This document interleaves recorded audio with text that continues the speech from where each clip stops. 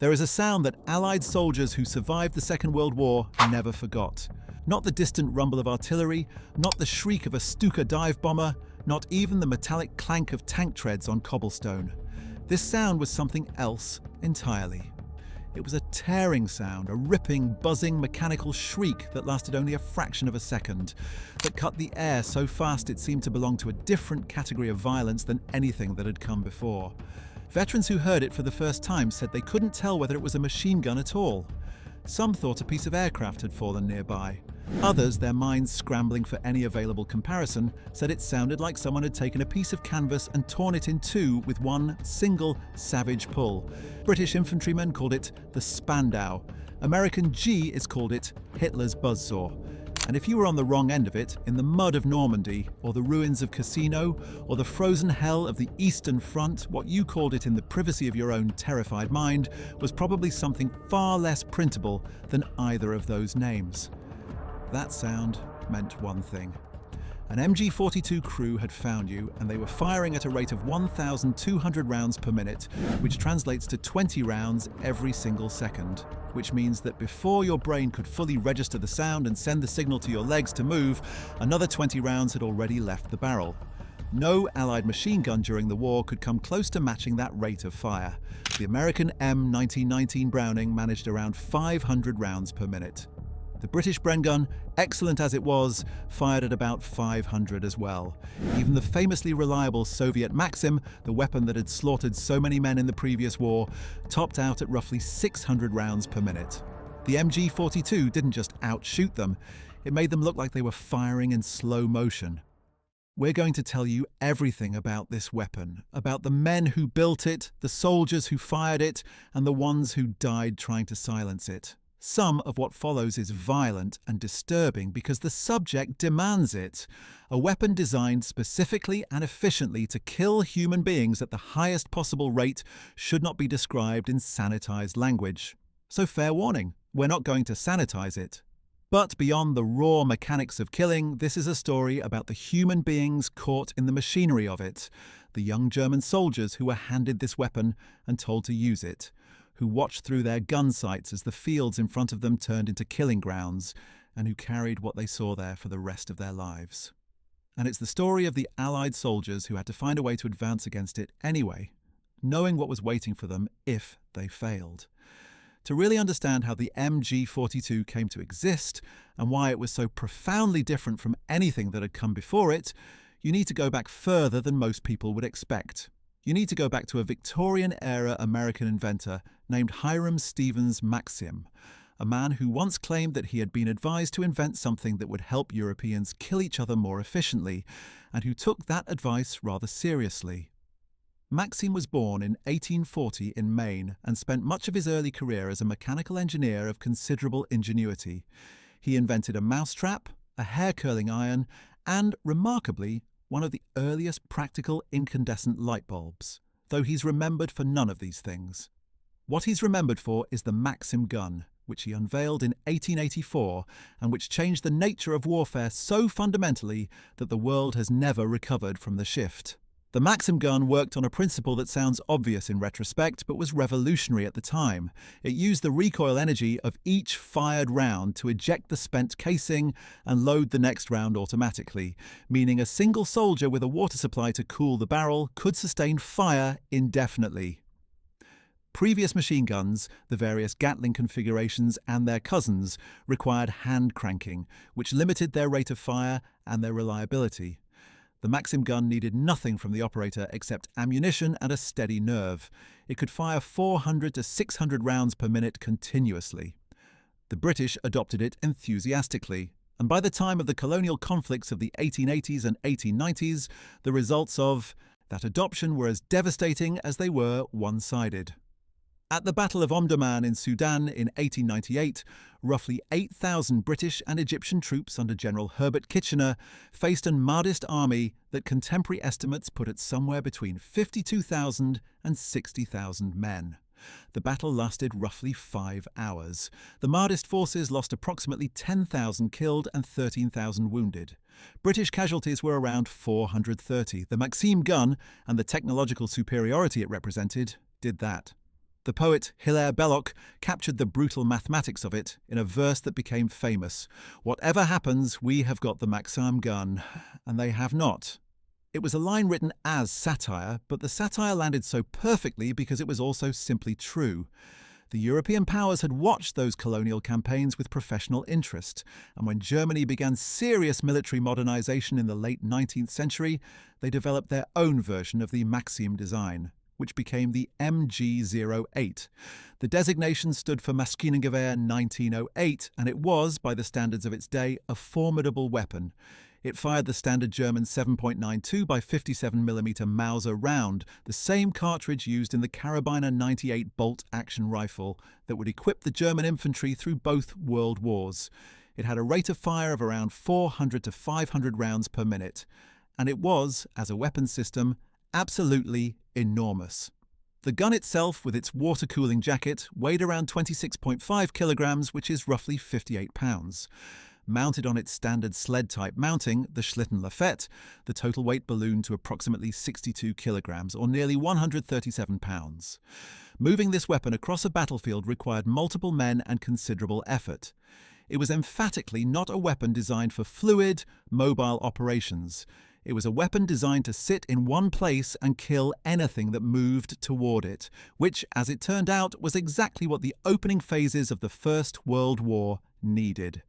In August 1914, when the German armies began their sweep through Belgium and into northern France as part of the Schlieffen Plan, the MG-08 and its contemporaries on the Allied side demonstrated with horrifying efficiency just what a properly in place machine gun could do to troops advancing across open ground.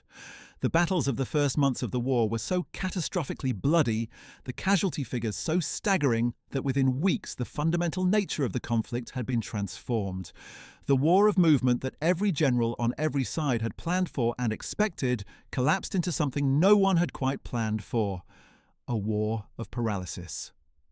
By the end of 1914, opposing armies faced each other across a line of trenches that ran roughly 700 kilometres from the English Channel coast to the Swiss frontier, and for the next 4 years neither side managed to move that line in any meaningful direction, while pouring millions of lives into the attempt. The machine gun was not solely responsible for that deadlock. Artillery played an enormous role, and the interaction between the two weapons was what made the Western Front so horrific. Artillery could destroy wire obstacles and crater the ground, but it couldn't hold territory, and it announced its intentions loud and clear well in advance. Machine guns were the weapons that greeted the infantry when they finally climbed out of their trenches and started walking toward the enemy line. At the Somme in July 1916, the British Army suffered around 57,470 casualties on the first day of the battle alone, the worst single-day loss in the history of the British Army. A significant proportion of those casualties were inflicted by German machine gun crews who had simply sheltered in their deep dugouts while the British artillery barrage pounded the surface for 7 days and then emerged, brought their guns back into action, and waited for the whistles to blow and the lines of British infantry to appear on the horizon. So the MG-08 dominated the First World War in the defensive role, and German military planners drew specific, careful lessons from that experience. The first lesson was obvious. Machine guns decide battles. The second lesson was more nuanced and ultimately more consequential. A machine gun that weighs 137 pounds with its mounting and requires several men to relocate is useless in a war of movement. You can win the defensive battle with a weapon like that. You cannot pursue a beaten enemy with it. You cannot exploit a breakthrough with it. And by 1918, German planners were thinking very seriously about how to create a war of movement, because the alternative, another 4 years of attrition in the trenches, was simply not survivable for Germany. The country had already lost somewhere between 1.7 and 2 million men killed by the time of the armistice in November 1918. Another 4 years of that, and there would be no Germany left to fight. The final German offensive of the war, the Spring Offensive of 1918, which began on March 21st with Operation Michael, used a new tactical doctrine that was designed specifically to overcome the defensive dominance of the machine gun by moving faster than the enemy could react. The Stoßtruppen, the stormtroopers, didn't advance in waves the way the British had at the Somme. They infiltrated. They found weak points and flowed through them, bypassing strong points, striking at headquarters and supply lines, creating chaos behind the lines, rather than battering directly against the front. And crucially, they were equipped with lighter weapons, including the MP-18 submachine gun and light machine guns, weapons they could carry and use while moving, rather than heavy weapons that required them to stop and set up. The spring offensive very nearly won the war for Germany. It failed ultimately due to logistical overextension and the arrival of American troops in significant numbers, but the tactical lessons it demonstrated were remembered. After the armistice, Germany faced severe restrictions on its military under the Treaty of Versailles, signed in June 1919. The treaty limited the German army, the Reichswehr, to 100,000 men. It forbade Germany from possessing tanks, aircraft, heavy artillery, and submarines. It placed strict limits on the types and quantities of infantry weapons allowed, and it established the Inter-Allied Control Commission, which was tasked with inspecting German military installations and enforcing those limits. What the treaty could not do, and did not do, was suppress the German military's intellectual interest in the questions of modern warfare. The thinkers kept thinking, even when the weapons were taken away. During the 1920s, German military theorists, many of them veterans of the stormtrooper tactics of 1918, worked to formalize and develop the concepts that would eventually become blitzkrieg. The central idea was straightforward: combined arms warfare at a tempo that the enemy couldn't match. Tanks and motorized infantry would break through a defensive line. Aircraft would destroy communications, supply lines, and reserves. Fast-moving armored and motorized columns would exploit the breach before the enemy could reorganize. And critically, infantry advancing with the armored spearheads would need machine guns that could keep up with them, weapons light enough to be carried and deployed rapidly, versatile enough to be used both offensively and defensively, and powerful enough to provide the same suppressive fire as the MG-08 when properly emplaced. This presented a genuine engineering challenge. The MG-08 was powerful and reliable, but it was a product of a specific tactical philosophy, the philosophy of the fixed defensive position, and it reflected that philosophy in every one of its design choices. Its water cooling system was essential for sustained fire from a fixed position, where overheating was the primary concern, but it was completely impractical for a weapon that needed to be carried across broken ground. The weight of the gun and its mounting was necessary for stability during sustained fire, but was a catastrophic liability for troops who needed to move fast. Everything that made the MG-08 excellent in 1914 made it inadequate for the war the Germans were planning to fight in the 1930s and beyond. The Reichswehr's rearmament planning during the 1920s was conducted under considerable secrecy, partly because of the Versailles restrictions, and partly because Germany was genuinely rebuilding its industrial and military infrastructure from near scratch. The secret rearmament cooperation with the Soviet Union, formalized through the Treaty of Rapallo in 1922 and elaborated in subsequent agreements, gave Germany access to testing facilities on Soviet soil, away from the prying eyes of the Control Commission. German officers trained with tanks at Kazan, with aircraft at Lipetsk, and with chemical weapons at Shikani, all under the cover of ostensibly innocent joint military exercises. By the time Adolf Hitler came to power in January 1933 and began open, large-scale rearmament, German military planners already had a clear idea of what they needed and had been quietly working toward it for a decade. In 1930, the first serious attempt at a modern German light machine gun entered service. This was the MG-13, a weapon developed from the Drei's MG-13 design and converted from water cooling to air cooling. Getting rid of the water jacket was a significant step forward in terms of weight, and the MG-13 was genuinely lighter and more portable than the MG-08, but it had a fundamental problem that made it unsuitable as the primary infantry machine gun that Germany needed. Its standard magazine held just 25 rounds, and at the weapon's cyclic rate, those 25 rounds were expended in approximately 2.5 seconds of continuous fire. 2.5 seconds. In combat, a 2.5-second burst of fire is not nothing, but it's also not the sustained suppressive fire that pins down enemy infantry and allows your own troops to maneuver. You'd spend almost as much time changing magazines as you would shooting, and every magazine change was a pause, a vulnerability, a moment when the enemy could advance. The MG-13 was used, exported in significant quantities to Portugal and other buyers, and served as a developmental stepping stone. But it was never going to be the weapon that German planners needed. What they needed was something entirely different in concept: a true general-purpose machine gun.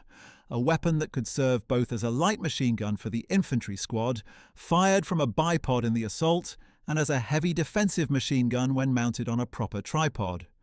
A single weapon that could fulfill both roles would simplify logistics enormously, because you only needed one type of spare parts, one type of ammunition feed mechanism, one set of training procedures, and it would give every German infantry squad access to a genuine full-power, sustained-fire machine gun capability rather than the compromised light weapon represented by the MG-13. In 1934, that weapon arrived. The MG-34, short for Maschinengewehr 34, was designed by Heinrich Vollmer and manufactured by Mauser-Werke. It was, by virtually any measure, an extraordinary achievement in small arms design. It was belt-fed using a disintegrating metallic link belt, which meant ammunition feed was limited only by the supply of belts, rather than the capacity of a magazine. It featured a quick-change barrel system, allowing the crew to swap out an overheated barrel in a matter of seconds without disassembling the weapon. Its rate of fire was approximately 800 to 900 rounds per minute, significantly higher than most contemporary weapons. It weighed about 12.1 kilograms, roughly 26.7 pounds, which sounds heavy, but was considerably lighter than the MG-08 without its mounting, and it could be used on a bipod for the light roll or mounted on the Lafette 34 tripod for the heavy roll, exactly as the general-purpose concept demanded. The German infantry loved it. It was accurate, reliable in most conditions, and fast. The 7.92 by 57mm round it fired was a powerful, long-range cartridge, effective against personnel at ranges up to about 2,000 meters when used with the tripod mounting and optical sights. Against aircraft, in the anti-aircraft role, it was effective against low-flying targets. It could be mounted on vehicles.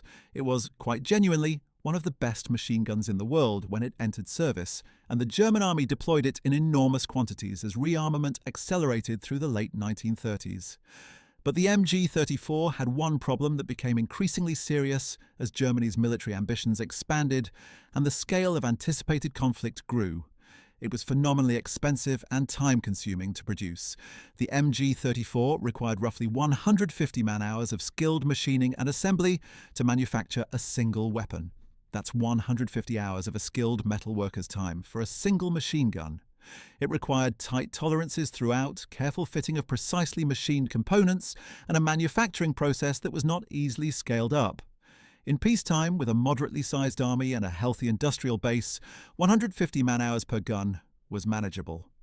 In a total war, with millions of soldiers needing to be equipped and losses in the field constantly consuming the available supply, 150 man-hours per gun was potentially catastrophic. The German army realized this problem before the war began. In the late 1930s, even as the MG-34 was being distributed to units across the Wehrmacht, the Heereswaffenamt, the Army Weapons Office, began soliciting designs for a successor weapon. The requirements were demanding. The new machine gun had to be at least as reliable as the MG-34. It had to be capable of the same roles: bipod-mounted light machine gun and tripod-mounted heavy machine gun. It had to use the same 7.92 by 57mm ammunition. It had to maintain the quick-change barrel system, and it had to fire faster with a target rate of fire between 1,200 and 1,500 rounds per minute. The army wanted something genuinely terrifying in the suppressive fire roll, a weapon that could generate such a volume of fire that enemy infantry would be pinned down and unable to move, regardless of their training or discipline. And crucially, it had to be manufacturable in a fraction of the time the MG-34 required. The target was somewhere in the neighborhood of 75 man-hours per weapon, exactly half the MG-34's requirement. If you're thinking that sounds like an impossible list of requirements, you're not wrong to think that. The engineers who received the specifications certainly found it daunting. Increased rate of fire generally meant increased stress on components and increased rates of mechanical failure. Using simpler stamped metal parts instead of precision machined components was supposed to reduce production time, but stamped parts were generally less precise and less durable than machined ones. Reconciling those competing demands, getting higher performance from simpler components, was exactly the kind of engineering problem that requires genuine creativity and insight rather than incremental improvement. The company that solved it was a relatively small firm called Metal War and Fabrik Grossfuss AG, based in Dubeln in Saxony. Grossfuss was not primarily a weapons manufacturer.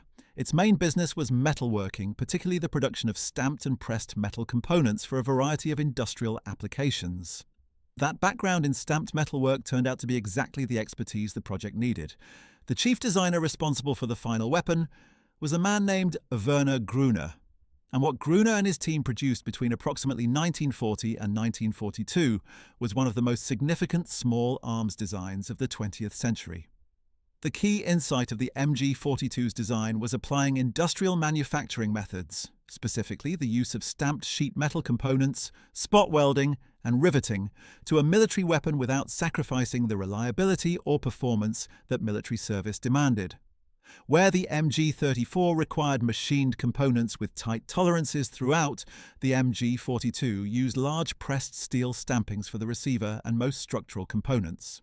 These stampings were faster and cheaper to produce than machined parts, required less skilled labor, and were actually more forgiving of the dirt, dust, mud, and mechanical abuse that field conditions imposed on weapons.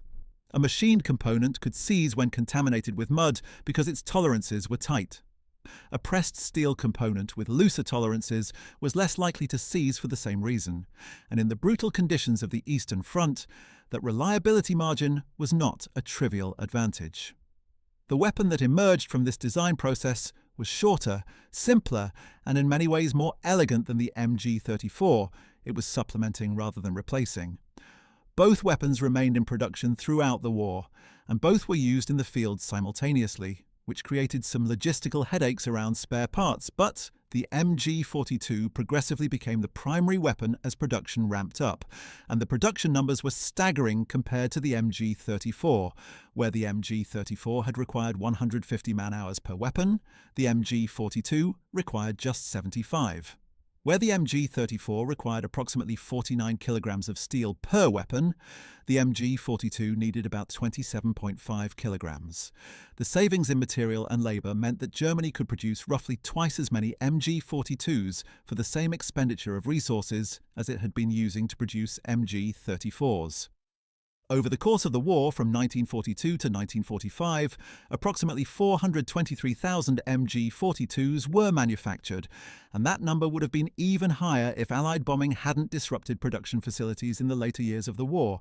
The finished weapon measured 1,220 millimeters in length, just over 4 feet. It weighed 11.57 kilograms, about 25.5 pounds, without the bipod or tripod mounting and without ammunition. That's lighter than the MG-34 by roughly half a kilogram, which matters when a gun crew is carrying it across a battlefield. The barrel was 533 millimeters long, or about 21 inches, and could be changed in the field in under 10 seconds by a trained crew, using the quick change system that was one of the weapon's defining features. The gun fired the standard 7.92 by 57mm Mauser cartridge from a metallic disintegrating link belt, typically supplied in 50-round lengths that could be linked together to create belts of any length the situation required. And then there was the rate of fire. The cyclic rate of the MG-42, the rate at which the mechanical action could theoretically cycle if ammunition was supplied continuously, was between 1,200 and 1,500 rounds per minute, depending on the specific configuration and the condition of the weapon. The standard, the figure that appeared in official specifications and that most examples achieved in service, was approximately 1,200 rounds per minute. That is 20 rounds every second. That is a rate of fire that produces a sound completely unlike anything generated by a conventional machine gun, firing at 500 or 600 rounds per minute. At conventional rates of fire, you can hear individual shots in a burst, the distinct crack, crack, crack of separate rounds leaving the barrel. At 1,200 rounds per minute, the individual shots blur together into a single, sustained roar. the tearing, ripping sound that Allied soldiers found so uniquely terrifying. That sound was more than psychologically disturbing. It was tactically significant, because when you hear that sound and you recognize it, you know that in the 2 or 3 seconds it takes you to register the sound and begin to react, 40 or 60 rounds have already arrived in your vicinity. The conventional response to machine gun fire to go to ground the moment you hear the first shots was less effective against the MG-42 because the first shot and the 30th shot were separated by only about 1.5 seconds.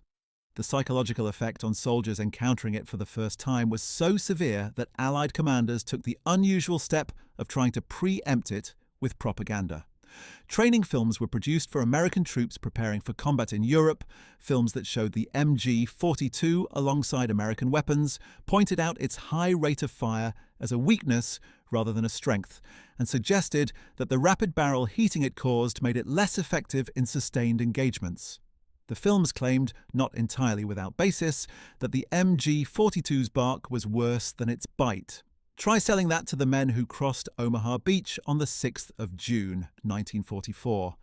There is another dimension to the Army's requirement for that new weapon that goes beyond the purely technical.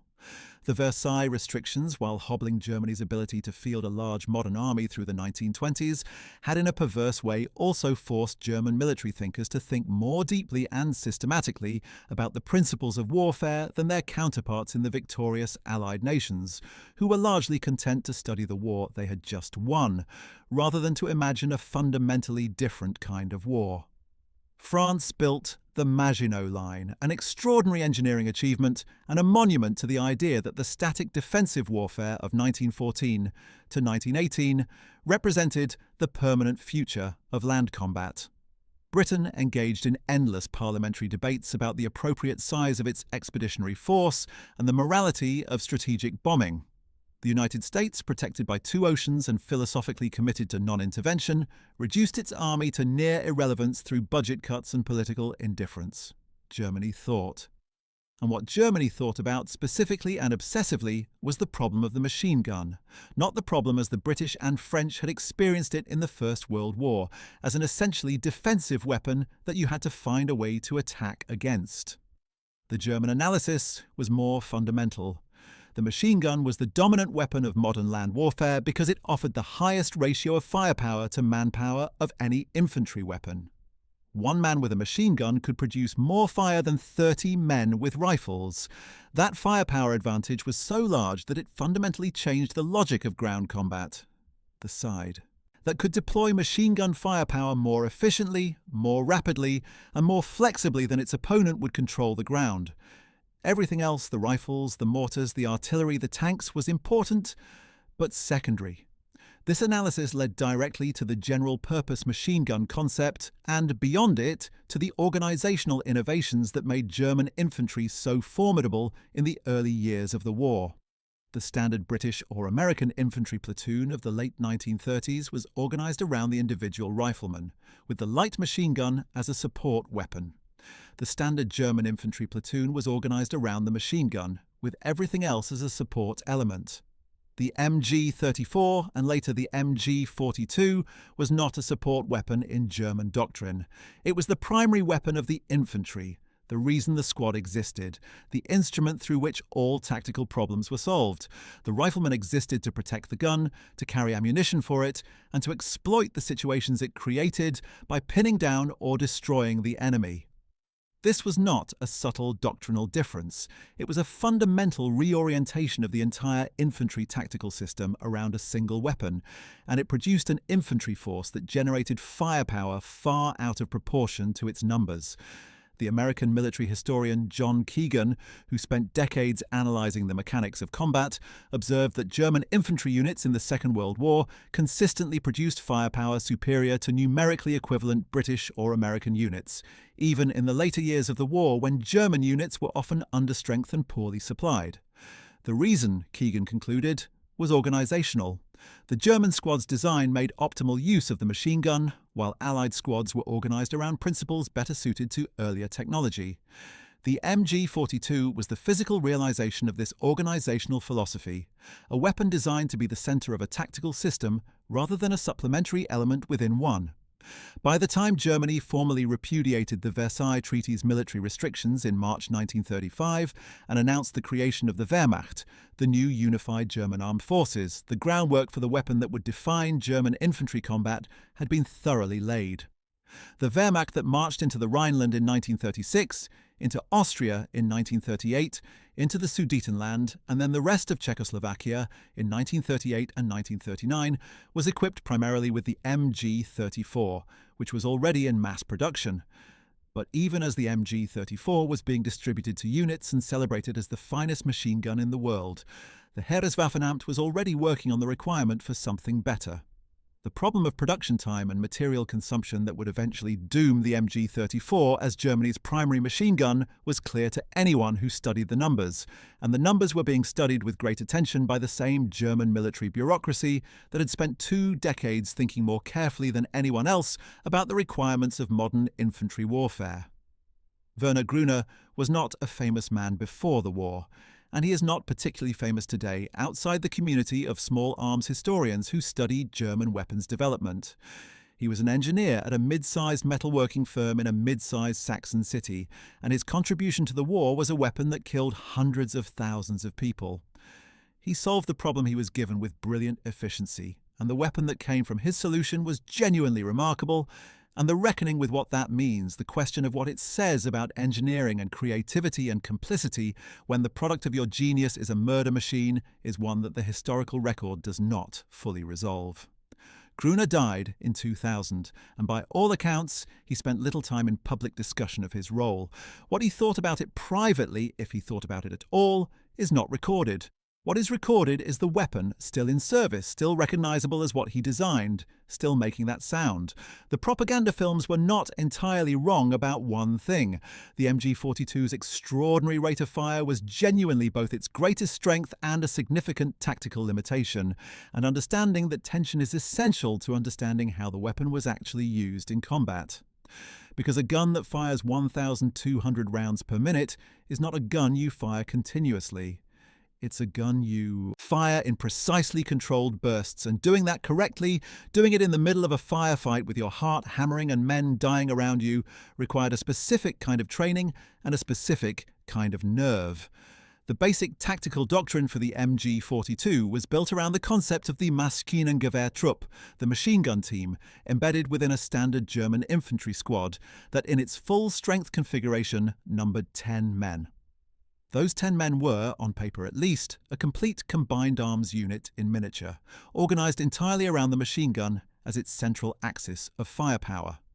The squad leader, the Gruppenführer, carried an MP-40 submachine gun with 6 magazines of 32 rounds each, totaling 192 rounds. He directed the overall operation of the squad, designated targets for the machine gunner, coordinated movement with the rifleman, and maintained communication with the platoon headquarters and adjacent squads. His second-in-command was positioned to take over immediately if the squad leader became a casualty, which in combat happened with depressing regularity. The machine gun team itself consisted of 3 men in a carefully defined hierarchy of roles. The primary gunner, designated Schütze 1, literally Rifleman 1, but in practice the most important man in the squad, carried the MG-42 itself along with a personal sidearm, usually a Walther P-38 or Luger P-08 pistol, and an ammunition drum of 50 rounds linked into a belt. He was responsible for operating the gun, maintaining it, selecting firing positions, and applying the fire discipline that the weapon demanded. He was, in effect, the centerpiece of the entire squad's tactical function. Everything else the squad did existed to support his work. Schütze 2, the assistant gunner, was positioned to the left and slightly to the rear of the primary gunner during firing. He carried 4 additional 50-round ammunition drums and 1 300-round ammunition box, along with a pistol as his personal weapon. His job was continuous and demanding. He fed ammunition into the gun, assisted in clearing stoppages and jams, managed the barrel changes when the barrel overheated, and was prepared at any moment to step forward and take over the gun if Schütze 1 went down. He also had to manage the empty shell casings and link material, which the MG-42 ejected with considerable energy, and which could create both a tripping hazard and a position giveaway if they were allowed to accumulate carelessly. The third member of the machine gun team, The ammunition carrier, positioned further back from the gun pair, carried 2 additional 300-round ammunition boxes and was equipped with a shortened carabiner 98K rifle, the carbine version of the standard German infantry rifle, as his personal weapon. His primary function was supply, keeping the gun fed with ammunition which in an intense firefight disappeared at a rate that still startles people who encounter the figures for the first time. The remaining 5 men of the squad were riflemen, each carrying a full-length carabiner 98K with approximately 45 rounds as standard load, plus whatever additional ammunition they could acquire or were issued before an operation. In offensive operations, the rifleman's job was to charge enemy positions under the cover the machine gun provided. In defensive operations, they protected the gun from flanking attacks and dealt with threats the machine gun couldn't address effectively, such as enemy soldiers who had managed to close the range to the point where the gun's arc of fire was compromised. The full squad, when it went into the field, typically carried a minimum of 1,800 rounds of 7.92 by 57mm ammunition, in addition to what was loaded in the gun itself. That sounds like a lot, until you consider the MG-42's rate of fire. At 1,200 rounds per minute, 1,800 rounds would be theoretically expended in 90 seconds of continuous fire. Of course, the gun was never fired continuously for 90 seconds for reasons both tactical and practical, but the math illustrates why ammunition supply was such a critical concern for MG-42 crews, and why the squad had a dedicated ammunition carrier whose entire purpose was keeping the gun fed. The tactical doctrine for fire discipline was rigorous and specific, and it had to be because undisciplined use of the MG-42 created several serious problems simultaneously. Firing in long, continuous bursts consumed ammunition at a catastrophic rate. It overheated the yum barrel so quickly that the quick change system, impressive as it was, could barely keep up. And perhaps most importantly for tactical purposes, it announced the gun's position to every enemy within a kilometre, inviting immediate counterfire from mortars, artillery, anti-tank guns used in the direct fire role, and enemy snipers who had been specifically trained to kill machine gun crews. The standard tactical instruction was to fire in controlled bursts of 5 to 7 rounds, releasing the trigger after each burst and reacquiring the target before firing again. 5 to 7 rounds sounds almost laughably small given the weapon's capability, but those 5 to 7 rounds left the barrel in approximately 0.25 to 0.35 seconds, fast enough that the burst was essentially invisible to the naked eye from the receiving end. Under sustained fire conditions, where longer bursts were necessary for suppressive effect, the barrel life dropped dramatically. A fresh barrel, properly maintained and within normal operating temperature, could sustain perhaps 250 rounds of continuous fire before the heat buildup became critical. After those 250 rounds, which at 1,200 rounds per minute took about 12.5 seconds to fire, the barrel would be glowing red at the muzzle end. If it wasn't changed, accuracy would deteriorate rapidly, and if it still wasn't changed after that, the barrel could warp, crack, or in extreme cases, disintegrate. The quick change barrel system existed specifically to address this reality. The assistant gunner maintained a rotation of spare barrels, typically at least 2, and when the primary barrel reached its thermal limit, he would flip the latch on the side of the receiver, eject the hot barrel, and lock in a fresh one. A well-trained crew could accomplish this exchange in under 10 seconds, during which the gun was silent. Allied soldiers were trained to exploit those 10 seconds. American infantry doctrine, updated after the North Africa campaigns of 1942 and 1943, had given American forces their first sustained experience against German machine gun tactics, specifically instructed soldiers to be alert for the sound of barrel changes and to use those brief windows of silence to advance, to shift position, or to bring additional fire onto the gun's position. It was a small tactical lesson with significant survival implications, and veterans credit it as one of the genuine advantages that experienced Allied infantry developed over the course of the war.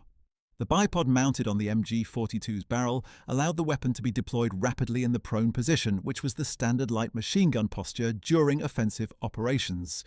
In the assault, the gunner would go to ground, establish the bipod legs, acquire the target, and begin fire within a few seconds of stopping, giving the riflemen cover as they bounded forward in alternating rushes. The lightweight configuration made this rapid deployment possible in ways that were simply not feasible with the MG-34's slightly heavier and bulkier form factor. The bipod position offered a low profile, reducing the gunner's exposure, but it also limited traverse and elevation, meaning the gunner had to shift his whole body to track targets moving significantly to the side. For fixed defensive positions, the MG-42 tripod was the mounting of choice, and it transformed the MG-42 from a versatile light machine gun into something considerably more formidable. The MG-42 weighed approximately 20.5 kilograms on its own, which added substantially to the burden of the gun crew carrying it, but what it provided in return justified that weight. The tripod offered a stable, low-mounted platform with fine adjustment screws for precise elevation and traverse, allowing the gunner to engage targets at long range with a consistency that bipod fire couldn't match. The MG-42 also featured a built-in traversing and elevating mechanism that could be preset to sweep the gun through a defined arc automatically, an extremely valuable capability for night defensive operations where visibility was limited and incoming threats could come from any direction within a sector. You could set the gun to sweep continuously through a 30-degree arc, and even without a gunner actively aiming, the probability of hitting anyone who tried to advance through that arc was extremely high.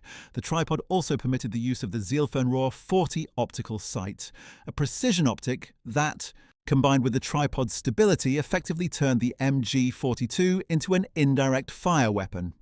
With the optical sight and the tripod's elevation mechanism, a trained crew could fire over obstacles and engage targets that were behind cover, using pre-calculated firing data in a manner that approximated a light mortar. The effective range of the MG-42 in this indirect fire role, officially designated Schießen aus unzugänglichem Gelände, or fire from inaccessible terrain, extended to approximately 3,500 meters against area targets. That's 3.5 kilometers. For a weapon primarily designed as an infantry support gun, that was an extraordinary capability. Beyond the infantry squad, the MG-42 found applications throughout the German military that reflected both its versatility and its fundamental quality as a weapon. It was mounted on the standard German half-track, the SDKF Z251, which served as the basic armoured personnel carrier for the Panzer Grenadier units that formed the motorised infantry component of Germany's armoured divisions. In this vehicle-mounted role, the gun gave the half-track crew a powerful defensive weapon against infantry, light vehicles, and low-flying aircraft. It was fitted to tanks mounted in the bow position as the hull machine gun in vehicles like the Panzer IV and the Tiger I, where it served the same suppressive function against infantry that it served when operated from the ground. German motorcycles with sidecars, the BMW R75 and Zundap KS 750, were frequently fitted with MG-42 mounts, giving reconnaissance units a mobile fire platform that could engage targets from a moving vehicle and then withdraw before the enemy could organize an effective response. As an anti-aircraft weapon, the MG-42 was more limited, but not negligible. Its flat trajectory and high rate of fire made it effective against low-flying ground attack aircraft and against the lightly armoured Il-2 Sturmovik Soviet attack plane that caused such problems for German troops on the Eastern Front. Against paratroopers during daylight drops, the MG-42 was devastating, and German anti-paratrooper doctrine specifically emphasized the use of machine guns against troops during the descent phase when they were most vulnerable. Several Allied airborne operations, particularly the disastrous Battle of Arnhem in September 1944, suffered catastrophic paratrooper casualties, partly from well-positioned MG-42 fire during the drops themselves. The training system that produced MG-42 crews was thorough, demanding, and, by the standards of the time, genuinely sophisticated. German infantry training throughout the war placed enormous emphasis on combined arms tactics at the squad level, and the machine gun team was at the centre of that training. Recruits assigned to machine gun duties underwent extensive instruction in the mechanical operation of the weapon, including field stripping, cleaning, assembly, and troubleshooting common malfunctions. The bolt bounce issue that was the MG-42's most significant mechanical weakness. A condition where the bolt failed to travel fully forward after an ejection cycle, causing a stoppage, was particularly emphasized in training. Clearing that stoppage quickly, without panicking, while enemy fire was incoming, was a skill that required repetition to build into muscle memory. Fire discipline training was equally emphasized. Instructors used various methods to teach recruits the feel of the 5 to 7 round burst, including covered trigger guards that limited burst length mechanically during early training phases, allowing students to feel the correct trigger pressure and release timing before they were trusted with the full weapon under their own control. Target acquisition drills trained gunners to identify and engage moving targets at various ranges, a skill very different from the relatively static target shooting that rifle training emphasized. And tactical movement drills, conducted both with dummy weapons and live rounds, practiced the bounding and covering movements that the squad would need to execute in real combat, with the machine gun team understanding their role at each phase of movement and their relationships to the riflemen flanking them. For ammunition carriers and assistant gunners, the most intensively drilled skill was the barrel change. 10-second sounds brief in the abstract. In practice, during the initial weeks of training, most recruits couldn't come close to 10 seconds. The hot barrel, ejected with force and radiating heat that could cause serious burns through gloves, had to be handled with a specific tool, pushed clear of the receiver, and the replacement seated and locked before the gun could resume fire. Recruits practiced this procedure in daylight, then in simulated night conditions, then while wearing gas masks that compromised dexterity, then under simulated artillery effects created by instructors throwing smoke grenades and shouting at them. The goal was to ensure that the procedure was so thoroughly memorized that it could be performed correctly under the worst conditions a combat environment could impose. The first real test of the MG-42 in combat came on the Eastern Front in 1942, the weapon having entered production the previous year. The German army had invaded the Soviet Union on June 22, 1941 in Operation Barbarossa, the largest land invasion in human history, involving over 3.8 million Axis troops advancing along a front that eventually stretched more than 2,900 kilometers from north to south. In the initial months of Barbarossa, German forces achieved stunning victories, destroying entire Soviet army groups and capturing hundreds of thousands of prisoners. The MG-34, which was the primary German machine gun throughout this initial phase, performed well in the conditions of the summer and early fall, but as winter approached and the offensive stalled before Moscow, the limitations of the existing weapon became apparent. The Soviet counteroffensive of December 1941, which drove German forces back from the gates of Moscow in temperatures that dropped to minus 30 degrees Celsius and below, revealed something that would influence both German and Allied weapons development for years. Mechanical systems failed in those temperatures. Lubricants froze, metal contracted, and components that fit within their design tolerances at normal temperatures could jam when those tolerances changed in the extreme cold. The MG-34, with its tight machining, was vulnerable to these cold weather failures. The MG-42, with its stamped construction and somewhat looser tolerances, was significantly more resistant to cold weather jamming, and as the weapon became available in increasing quantities through 1942, frontline units that had operated in the brutal winters of the Eastern Front received it with considerable enthusiasm. By the spring of 1942, the MG-42 was present in sufficient numbers to begin shaping the character of German infantry combat in ways that would persist for the rest of the war. The standard German defensive position, whether a prepared strongpoint in a fixed line or a hasty fighting position thrown up during an advance, was organized around the machine gun. The gun was emplaced first, its field of fire selected to provide maximum coverage of the most likely avenues of enemy approach. Every other element of the position, the slit trenches for riflemen, the communication trenches, the ammunition storage, the mortar positions, was laid out relative to the machine gun position, designed to support and protect it. This doctrine, which the Germans called the Maschinengewehr Schwerpunkt, or machine gun focal point, was so fundamental to German tactical thinking that Allied intelligence analysts studying German positions could frequently deduce the likely location of the machine gun simply by analyzing where everything else was positioned relative to it. The first major encounters between Soviet forces and well-organized MG-42 positions, which occurred during the German summer offensive of 1942, the drive towards Stalingrad, and the Caucasus oil fields that constituted Fall Blau Case Blue, demonstrated what the weapon could do against infantry attacking without adequate combined arms support. The Red Army of 1942 was not the force it would become by 1944 and 1945.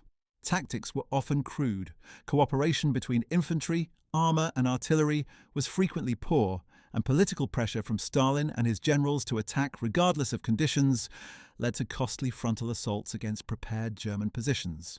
German machine gun crews, positioned in depth with interlocking fields of fire and with riflemen protecting their flanks, inflicted losses on attacking Soviet infantry that were sometimes so severe as to be almost incomprehensible.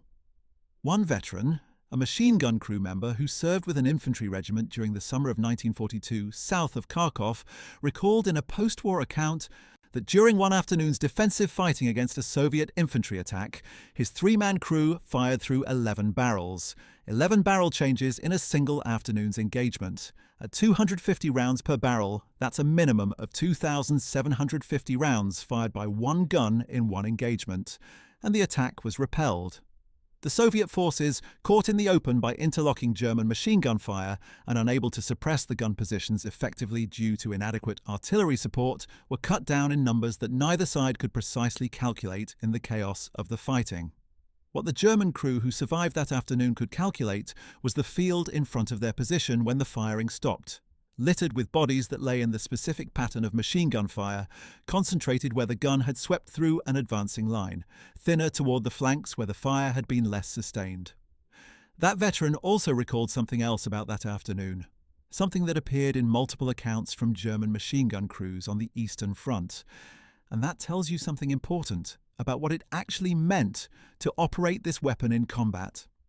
After the battle was over, after the Soviet forces had broken and fallen back, after the surviving Germans had emerged from their positions to assess the ground and consolidate their defences, he found that he couldn't stop his hands from shaking. Not from fear, he said.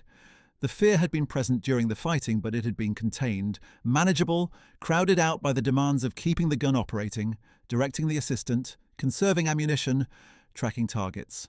The shaking came afterward when there was nothing to do but look at what had been accomplished. He was 21 years old. He would be 21 years old for the rest of his life in the sense that matters, carrying that afternoon with him, unchanged, into whatever came after. The MG-42 had reached North Africa by late 1942 as well, where it served with the Deutsches Afrika Korps under General Erwin Rommel. The conditions there were as different from the Eastern Front as it was possible to imagine. Blazing heat instead of freezing cold, open desert instead of endless steppe, a relatively small theatre of operations compared to the vast spaces of Russia. But the tactical dominance of the machine gun was identical. Rommel's infantry tactics in North Africa were built around exactly the same principles as those being applied simultaneously on the Eastern Front. Establish machine gun positions to anchor the line, use the interlocking fire of multiple guns to create kill zones across the most likely avenues of approach, and let the enemy destroy themselves on those kill zones, while your riflemen waited for the moment to counterattack. The Afrika Korps faced a specific challenge in North Africa that didn't exist on the Eastern Front. The terrain offered very little natural cover. In the bocage country of Normandy, or in the rolling agricultural landscape of the Ukraine, attacking infantry could find cover in hedgerows, farm buildings, and folds in the ground that allowed them to approach machine gun positions without being continuously exposed. In the Western Desert, the terrain was often completely flat, utterly featureless, offering no cover whatsoever for hundreds of meters at a time. In those conditions, an MG-42 positioned at the edge of a defensive line could engage attacking infantry from the moment they began their advance, not just when they reached the immediate vicinity of the position. The effective range of the gun with its tripod mounting and optical sight, 3 to 4 kilometers against area targets, meant that even British infantry approaching from what they considered a safe preliminary distance might already be under fire. British forces, who bore the brunt of the North African campaign, developed a healthy and well-documented respect for German machine gun tactics. Field Marshal Bernard Montgomery, who took command of the 8th Army in August 1942, was a systematic and methodical tactician who analysed his defeats as carefully as his victories.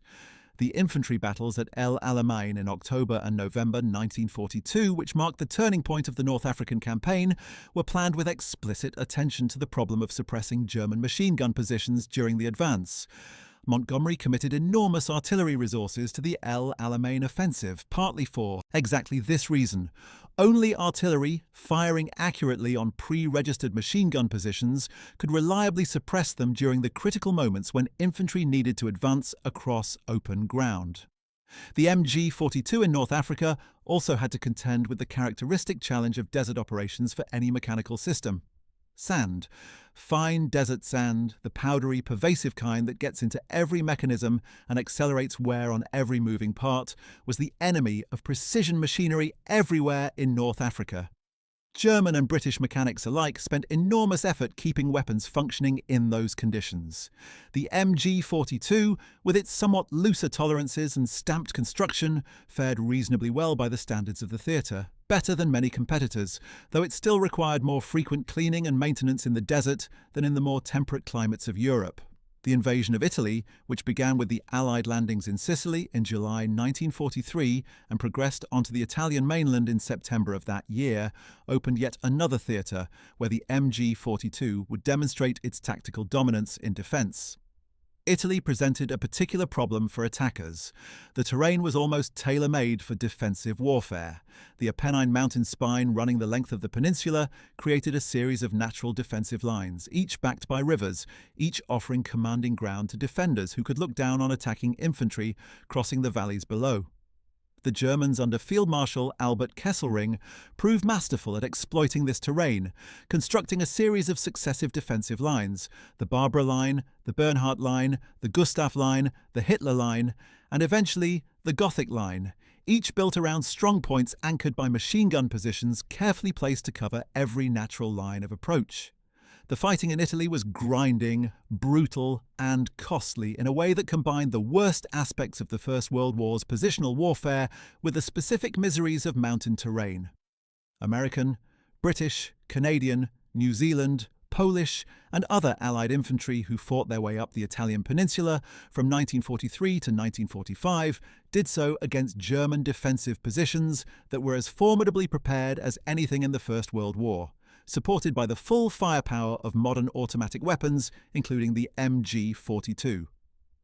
The Battle of Monte Cassino, which lasted from January to May 1944 in 4 separate major engagements, became one of the most savage and costly battles of the entire war, partly because of the excellence of the German defensive preparations, which included machine gun positions mutually supporting each other across the mountainous terrain, making any advance across the open ground immediately subject to fire from multiple directions simultaneously.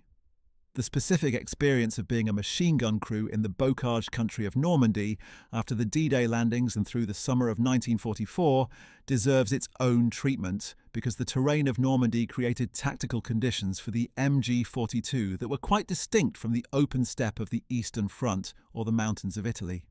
The bocage is a landscape of small fields enclosed by thick earthen banks, surmounted by dense hedgerows, walls of interwoven roots and vegetation that in some areas had been growing for centuries and were too thick for a man to push through and capable of stopping even light vehicles. The lanes between the bocage fields were narrow, sunken, and difficult for vehicles to traverse. The entire landscape was, from a military perspective, a vast series of small fortified compartments, each offering a defender excellent cover and concealment, each allowing a machine gun to be emplaced in a position where it could dominate the 2 or 3 approaches to that specific field or lane.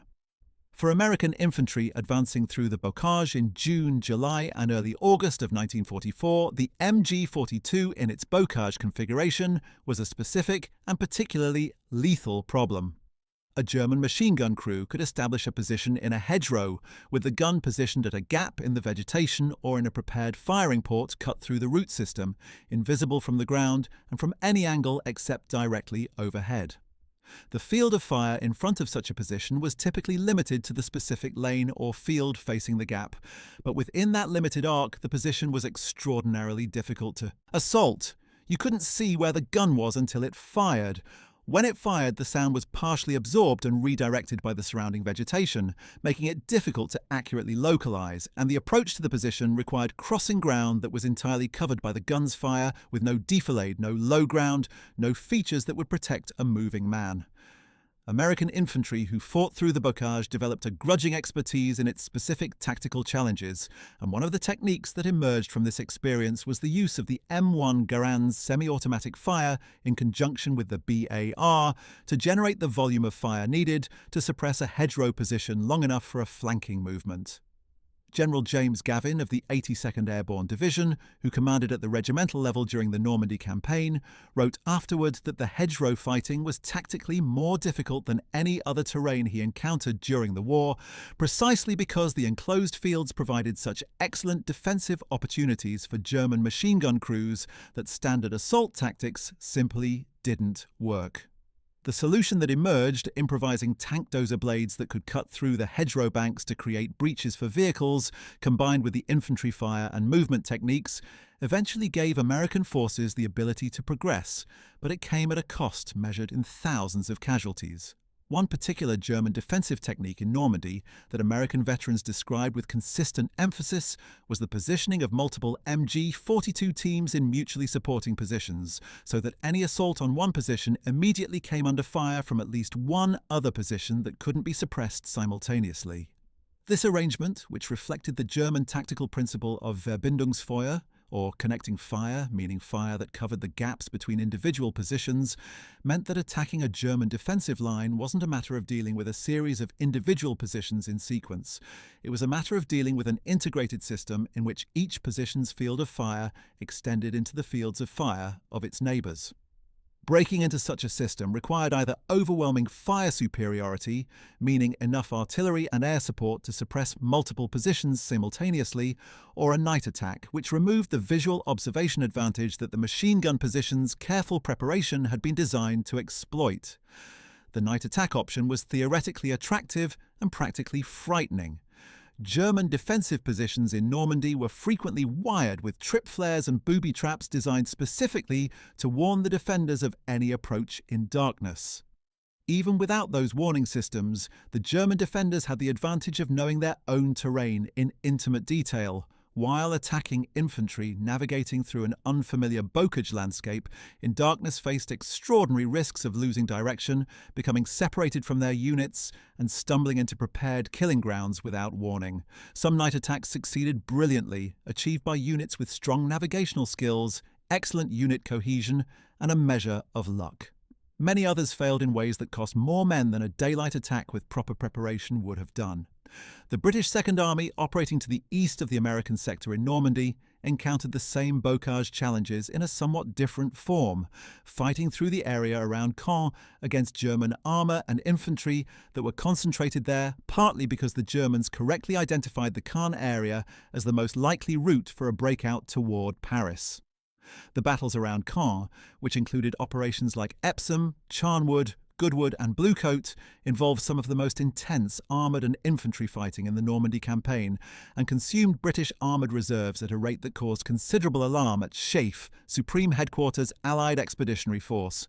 German machine gun positions in the Caen area benefited not only from the bocage but from the urban terrain of the city itself, where buildings and rubble provided fields of fire through prepared loopholes and windows that gave MG-42 crews the same kind of covered position in the urban environment that hedgerows provided in the rural.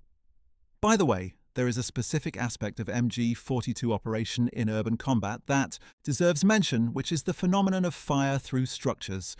The 7.92 by 57mm round fired by the MG-42 was a high-powered rifle cartridge capable of penetrating common building materials at typical urban combat ranges. Light masonry, wood framing, standard brick construction, all were penetrable at ranges of a few hundred meters or less. German machine gun crews who found themselves in urban defensive positions would sometimes fire through interior walls of buildings they occupied, creating multiple firing positions that were extremely difficult for enemy forces to locate and suppress. The rounds would punch through the plaster and brick of interior walls, travel through a room or corridor, exit through an exterior wall, and engage targets outside the building from a position where no firing port was visible and where the gun crew was protected by the building's structure from direct observation and direct fire. This technique added a surreal quality to the already disorienting experience of urban combat, with fire apparently emanating from buildings with no visible openings. Now, imagine you're a soldier. Not a general, Not a staff officer studying maps in a headquarters building, but a private or a corporal in an infantry company somewhere in Italy in the spring of 1944. And your unit has just been ordered to take a ridgeline held by German troops who have had weeks to prepare their positions. You know from your sergeant's briefing that there are at least 2 confirmed machine gun positions on that ridge, probably more that intelligence hasn't located. You know the terrain between your current position and the ridge offers limited cover, a few olive trees, a crumbling stone wall that runs maybe 30 meters before ending in open ground, some shell craters from the artillery preparation that hit the ridge 20 minutes ago and which made a lot of noise, but which experience has taught you will not have knocked out the machine gun positions because they're dug deep. They're reinforced with stone and timber, and the German engineers who built them knew exactly what artillery can and can't do to a well-prepared emplacement. The artillery has stopped. That means it's time to go. You climb out of the slit trench and you move at a crouch toward the ridge. And for maybe the first 30 seconds, everything is quiet and you think, maybe this time, maybe the artillery actually got them. Maybe we'll get to the ridge without a shot fired. And then you hear it. That sound, that tearing, ripping, unmistakable sound that veteran soldiers recognize before their conscious mind has even had time to process the acoustic information. And you're going to ground into whatever cover is available, and the ground around you is being chewed up by 20 rounds per second, and somewhere to your left, a man is screaming. And somewhere to your right, another man has just made the mistake of trying to raise himself to return fire, and the next burst has found him before he got his rifle to his shoulder. That was the reality of fighting against well-positioned MG-42 teams, and it is important to understand why the weapon was so specifically devastating in that scenario. It wasn't simply that it was loud or that it fired fast or even that each individual round was lethal. It was the combination of the high rate of fire with the tactical doctrine that placed the gun in optimally chosen positions, with carefully prepared fields of fire. German machine gun crews, when they had the time to prepare, would walk their intended field of fire with the gun before any enemy appeared, identifying landmarks at known ranges, noting features that would help them estimate the range to moving targets, sometimes actually pre-cutting vegetation that might obstruct their line of sight at critical angles. They thought about their position the way a chess player thinks about the board, visualizing the movements their opponent might make and ensuring that every possible line of approach was covered by fire. The Eastern Front, where the MG-42 found its most sustained and brutal use, was a different kind of war than Italy or North Africa in almost every respect. The scale was different. The Soviet Union encompassed roughly twice the land area of all the other theatres of the war combined, and the fighting on the Eastern Front involved numbers of men, weapons and casualties that dwarf the other theatres by factors of 3, 5, 10. The Wehrmacht and the Red Army together mobilized over the course of the war something in the neighborhood of 15 million men for the Eastern Front alone. The estimated total military and civilian deaths from the Eastern Front conflict are between 25 and 30 million. Numbers like that stop meaning anything after a while, which is one of the challenges of trying to tell this story honestly. For the MG-42 crews on the Eastern Front, the specific horror that set their experience apart from that of their counterparts in other theatres was the nature of Soviet tactical doctrine in the early and middle years of the war. The Red Army of 1941 and 1942 was fighting under conditions of catastrophic institutional dysfunction. The purges of the Soviet officer corps by Stalin in 1937 and 1938 had killed or imprisoned approximately 35,000 officers, including 3 of the 5 marshals, 13 of the 15 army commanders, 50 of the 57 corps commanders, and 154 of the 186 division commanders. The expertise that those officers represented, accumulated through a decade of professional military education, was simply gone.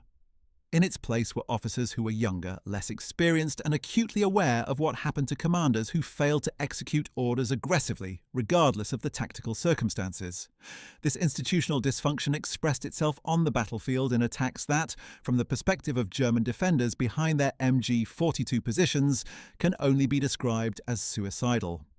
Soviet infantry were ordered to attack across open ground in daylight without adequate artillery preparation or suppression, without armour support, or with armour support that was poorly coordinated with the infantry, without smoke cover, and in wave formations that concentrated them in exactly the areas that German machine gunners had prepared to engage.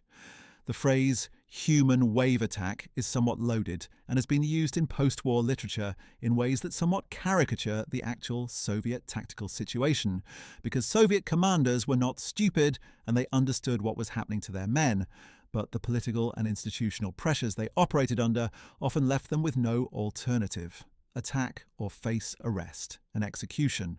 Those were frequently the actual choices available. For the MG-42 crews who faced these attacks, the experience was psychologically unlike anything in the German tactical literature. You trained to fire at individual targets, to track moving figures, to lead a man running across open ground and put rounds in front of his movement so he ran into them. What you encountered on the Eastern Front in 1942 was not that. It was lines of men, hundreds of meters wide, advancing toward your position across ground that offered them almost no cover, and your job was simply to fire until they stopped coming or you ran out of ammunition. The mathematics were straightforward and terrible.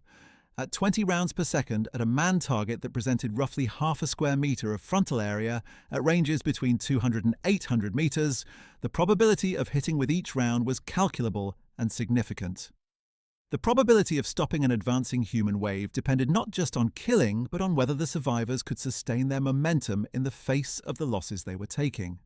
German reports from the summer of 1942, the period of Case Blue, describe engagements on the steppe south of Voronezh, in which Soviet infantry attacks continued through 6, 7, 8 successive waves, each one advancing over the bodies of the previous one until either the German ammunition was exhausted, the German position was overrun, or the Soviet forces finally broke and retreated.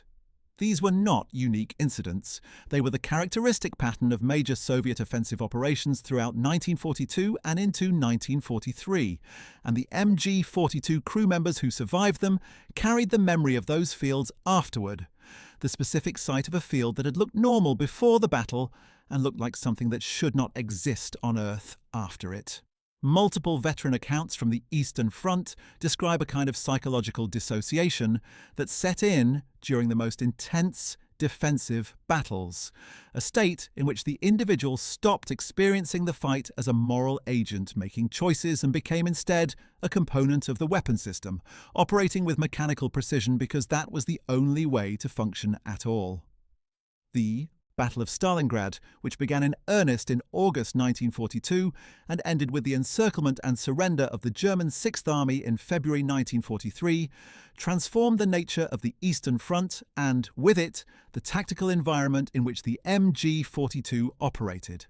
The fighting in Stalingrad was urban warfare in its most extreme form, conducted in the ruins of an industrial city along the west bank of the Volga River, house by house, floor by floor, room by room.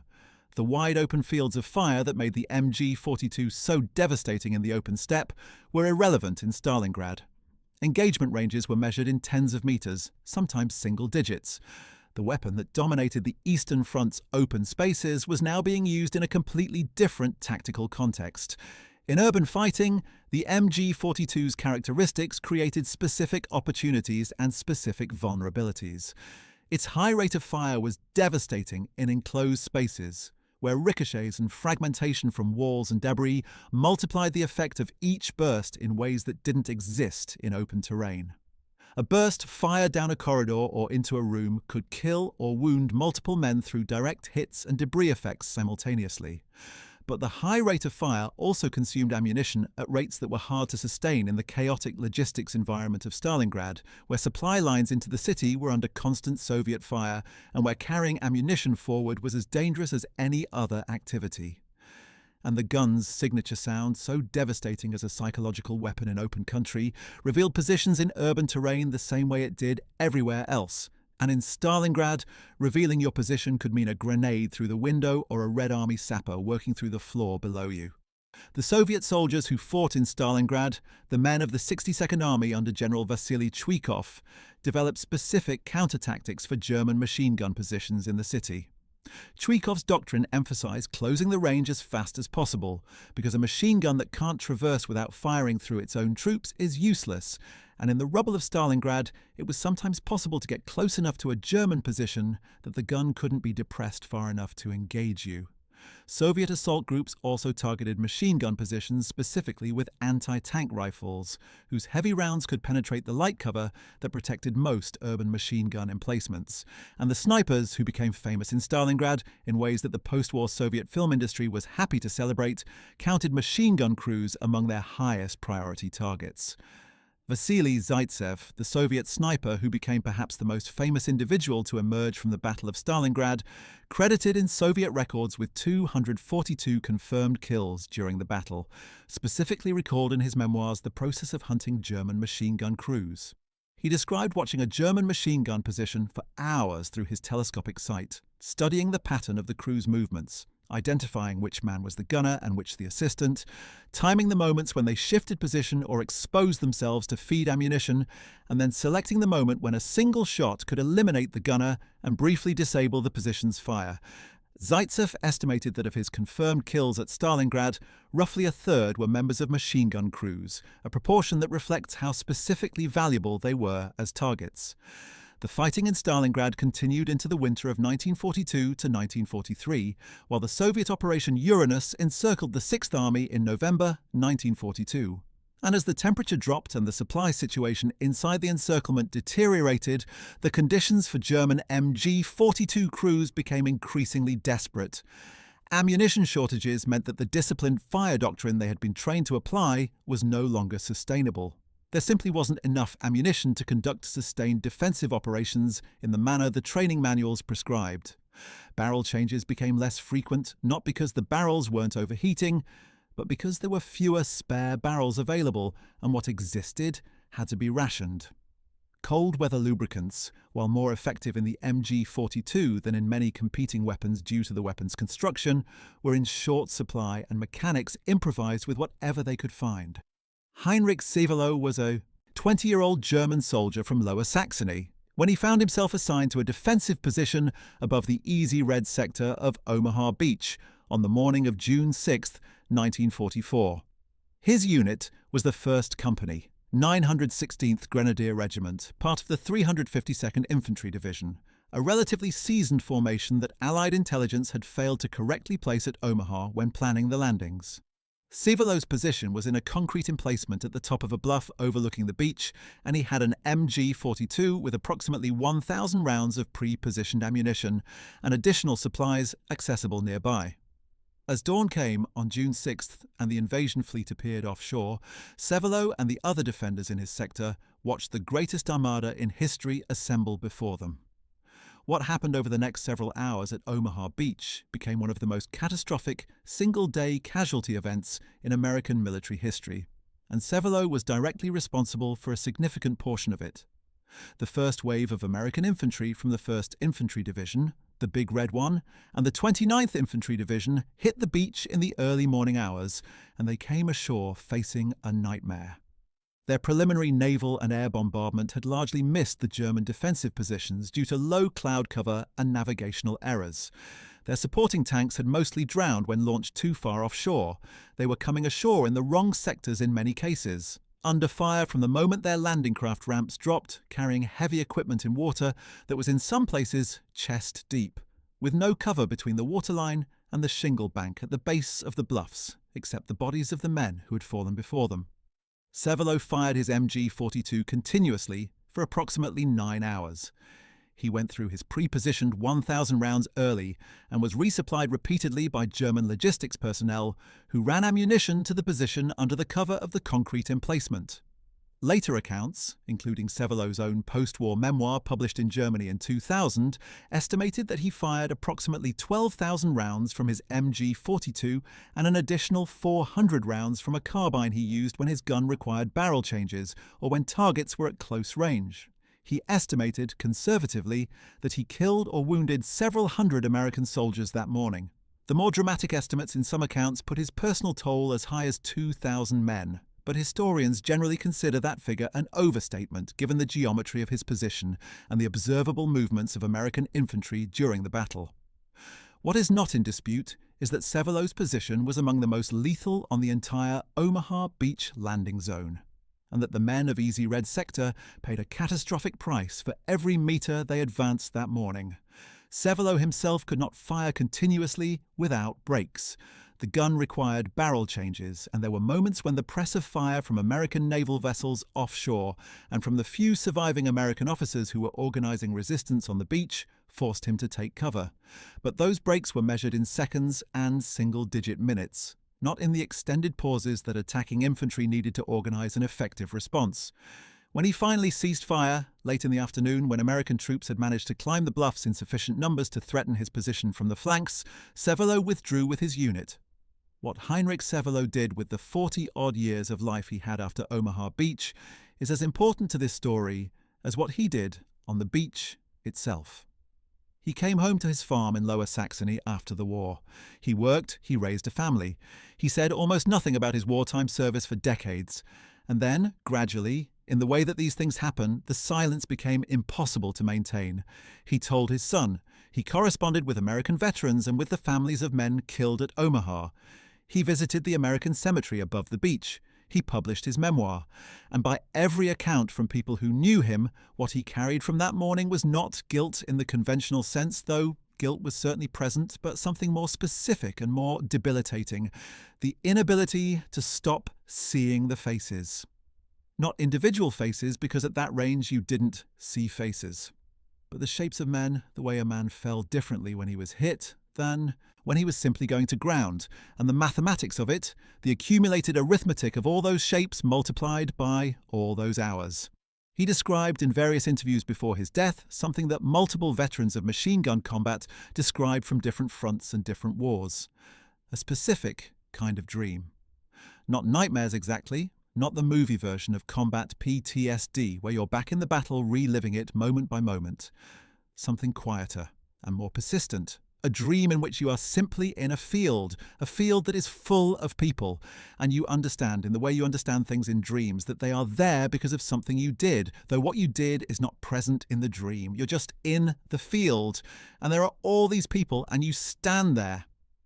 The psychological toll on MG-42 crews was a specific phenomenon that German military medical records noted as early as 1942, though the Wehrmacht's approach to combat stress was considerably less sophisticated than what would eventually become the modern understanding of post-traumatic stress disorder. The German military recognized the condition, called it Kriegszittern, war trembling, or more formally Kriegsneurose, war neurosis, and treated it with a combination of rest, sedation, and in some cases a return to combat, which was considered both a practical necessity and sometimes a therapeutic intervention, on the theory that the best way to address the psychological damage of combat was more combat.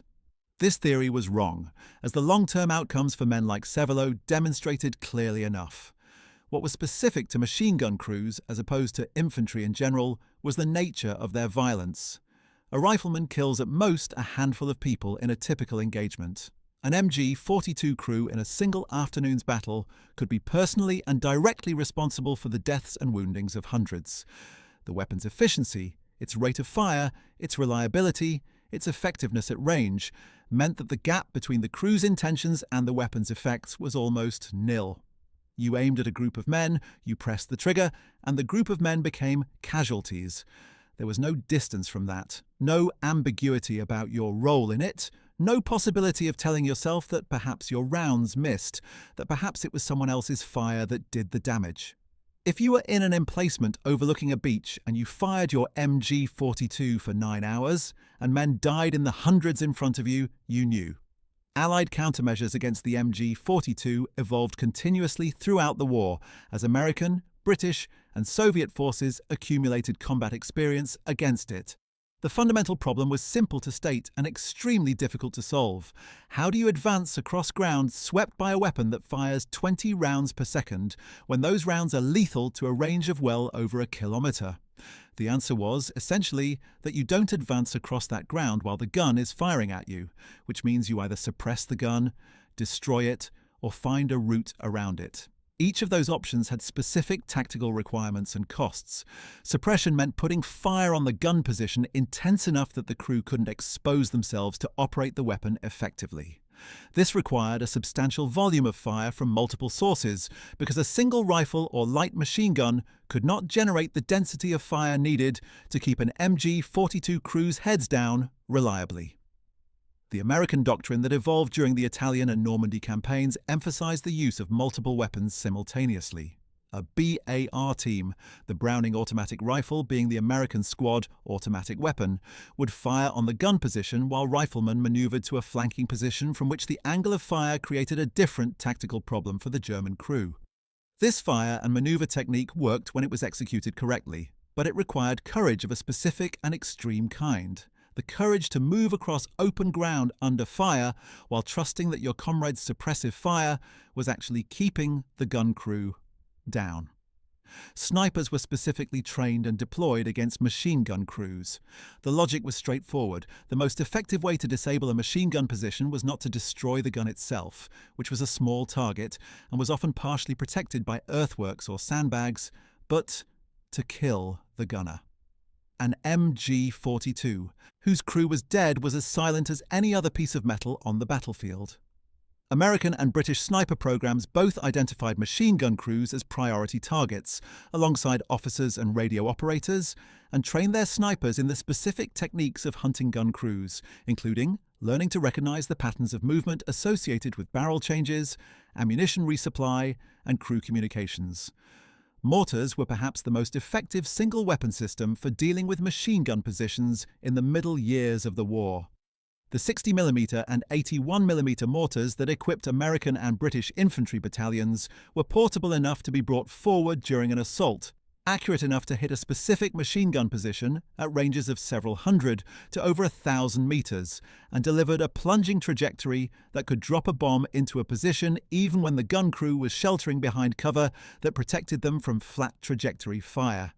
The challenge was time, calling for mortar fire, calculating the range and bearing, adjusting after the first rounds, and bringing accurate fire on target typically took several minutes, and in those minutes the gun could kill a great many people. The Bren gun carrier, the universal carrier that British and Commonwealth forces used extensively, was sometimes pressed into service as a mobile assault platform against machine gun positions. The carrier's front armour was sufficient to resist small arms fire and fragments at medium range, and by approaching a machine gun position from a direction where its frontal arc of fire was limited, it was sometimes possible to close the range quickly enough to assault the position with grenades and submachine guns.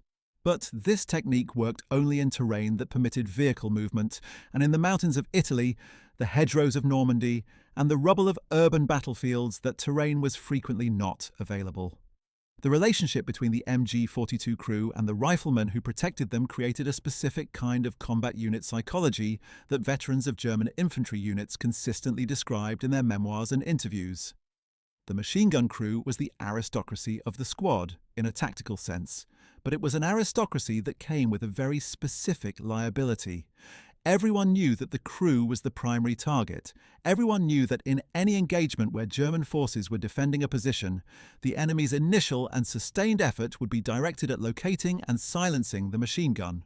Riflemen who might otherwise be relatively anonymous elements of the defensive position were specifically tasked with protecting the gun crew, and they understood that their survival was directly linked to the gun crew's survival. If the gun was silenced, everything changed. If the gun kept firing, the position held. This created a bond between the gunner, the assistant gunner, and the rifleman that was simultaneously tactical and deeply personal. You trusted each other in the most literal sense, trusted that the rifleman to your left was watching the flank, trusted that the ammunition carrier was keeping the supply flowing, trusted that the assistant gunner could take over if you went down. In the accounts left by German infantry veterans, the machine gun team is almost invariably described as a distinct social unit within the squad, as close-knit as any other small group of people who depend on each other for survival, and the loss of a team member, particularly the primary gunner, could have devastating effects not just on the squad's tactical capability, but on its psychological cohesion. The assistant gunner's job was in some ways the most psychologically demanding of the three. The primary gunner was focused on the target, maintaining the kind of mental concentration on the immediate tactical problem that gave some protection against the broader horror of what was happening. The ammunition carrier was positioned far enough back to be slightly removed from the immediate violence of the gun position. But the assistant gunner was right there, a meter from the gun, close enough to feel the blast wave of each burst on his face. Watching through the acrid smoke and the shimmer of heat distortion from the barrel, everything that the gun was doing to the people on the other side of the sights. His job required him to be fully present, attentive, ready to respond instantly to the gunner's needs, while simultaneously watching what the gun was accomplishing in a way that neither of the other two men, absorbed in their own specific duties, necessarily had to observe. Multiple assistant gunner veterans describe in their accounts a specific mental discipline they developed, a kind of deliberate narrowing of attention to the immediate technical task: the belt, the barrel, the latch, the replacement barrel in the carrying tube beside them, the question of whether the belt was feeding cleanly, the sound of the weapon for the subtle changes that indicated an incipient malfunction. Focus on the technical. Focus on the immediate. Don't let your eyes follow the tracers to where they're landing. This was not cowardice or callousness. It was in most cases the only way to continue functioning. The specific danger of operating the MG-42 in close-quarters battle, which occurred in the urban environments of Stalingrad, Cassino, Caen, and eventually Berlin, included hazards that didn't exist in open-field combat. The weapon's high rate of fire and the violent mechanical operation of its action generated significant noise, heat, and combustion products in any enclosed space. Firing an MG-42 in a room without adequate ventilation could fill the space with cordite smoke dense enough to impair visibility and cause physical symptoms in the crew within minutes. The heat radiated by the barrel and receiver during sustained fire was intense enough to ignite nearby materials, and German crews in urban combat had to be careful about the choice of firing positions to avoid setting fire to the very structure they were using for cover. And the noise in an enclosed space was physically damaging. The MG-42's report in open air was already ear-splitting, but in a confined space the pressure wave from each burst could cause immediate hearing damage. And most crew members who survived extensive urban combat came away with varying degrees of permanent hearing loss. The counter-battery problem that Allied forces faced when dealing with MG-42 positions extended beyond the technical challenge of locating and suppressing the gun into the much harder problem of doing so quickly enough to save the men who were dying in front of it while the process was being organized. A trained and well-equipped Allied artillery unit with properly established communication between the forward observers with the infantry and the gun line several kilometers back could theoretically put accurate fire on a confirmed machine gun position within 3 to 5 minutes of the position being identified. But those 3 to 5 minutes were an eternity measured in human lives when a gun firing 20 rounds per second was working through an attacking infantry formation. The urgency that infantry commanders felt about getting artillery support on machine gun positions contributed to the chronic overconsumption of artillery ammunition that characterized American and British operations in the later years of the war, where fire support requests were generated at rates that sometimes overwhelmed the supply system's ability to keep pace. The Soviet solution to this problem, developed through painful experience in 1942 and refined over the subsequent 3 years, was essentially to industrialize the suppression problem. Rather than relying on individual forward observers to call fire on specific targets, Soviet offensive operations in 1943 and beyond featured what Soviet doctrine called the artillery offensive, in which the entire depth of the German defensive position was subjected to continuous artillery fire from the beginning of the attack until the attacking infantry had penetrated to the objective. Every known or suspected German defensive position, including all machine gun positions, was engaged simultaneously with a density of fire that made individual suppression missions for individual targets almost irrelevant. The entire defensive zone was under fire. If the gun crews could shelter in their positions during the barrage and then emerge to man their weapons when the artillery lifted, well, the Soviet artillery didn't fully lift. It lifted from the forward positions and shifted deeper, creating a rolling barrage that accompanied the infantry forward. If you were a German machine gun crew in 1944 facing a major Soviet offensive, your options were limited. Stay in position and accept the artillery fire as the price of defending the position, or withdraw and give up ground. Neither option was pleasant. The tank, of course, was in many ways the ultimate anti-machine gun weapon, because a tank could close with a machine gun position while absorbing the gun's fire, which was ineffective against any tank's armor, and then engage the position at close range with its own weapons. This was the original tactical justification for the tank's development by the British in 1916, specifically to deal with the machine gun that had made infantry assault across no man's land prohibitively costly. In the Second World War, the same logic applied. A single American Sherman tank, or a British Cromwell or a Soviet T-34 advancing on an MG-42 position while the crew directed all their fire at the tank would absorb that fire harmlessly and engage the position with its 75mm gun and its own machine guns at the moment it reached the right angle. The machine gun position that could hold an entire infantry company at bay all afternoon might be destroyed in 30 seconds by a single tank. German anti-tank doctrine, in response to this reality, included the placement of anti-tank weapons, primarily the excellent Panzerfaust and later the Panzerschreck rocket launcher, near machine gun positions specifically to engage tanks that attempted to suppress the guns. This created a multi-layered defensive problem for the Allies. Attacking the machine gun position required tanks, but attacking with tanks invited Panzerfaust fire, meaning the tanks needed infantry protection. But the infantry couldn't advance without the tanks suppressing the machine guns. Breaking this tactical deadlock required either the fire superiority of artillery, which was the Allied solution of choice, or the kind of careful combined arms coordination that developed steadily in all Allied armies as the war progressed. The summer and fall of 1944 saw the MG-42 at the centre of some of the most desperate fighting of the entire war, in theatres where German forces were conducting a strategic withdrawal that bore a closer resemblance, at the tactical level, to a fighting retreat than to anything as orderly as the word withdrawal implies. On the Western Front, following the Allied breakout from Normandy in late July, German forces were falling back across France and Belgium toward the German border in conditions of serious tactical disorganization. The collapse of Army Group B's defensive line after Operation Cobra, the American breakout at St. Lo, was faster and more complete than Allied planners had dared hope, and it created a situation in which German units were sometimes retreating with American armoured columns already in their rear areas. In this chaotic retreat, the MG-42 fulfilled a role for which it was particularly well suited: the rearguard action. A small force of German infantry, with 2 or 3 MG-42 positions established in a defended village or on a ridgeline, could delay an American or British advance by hours simply by establishing those positions and making any approach to them costly enough that the attackers had to pause, bring up supporting weapons, organize a coordinated assault, and execute it before continuing. Those hours of delay cost the retreating German main body the time they needed to establish the next defensive line 10 kilometers back, and then the process repeated. This pattern, exhausting and costly to both sides, characterized much of the Allied advance across France, Belgium, and into the Netherlands during the fall of 1944, and the MG-42's characteristics made it the ideal weapon for the defending side. It was portable enough to be set up in an improvised position in minutes.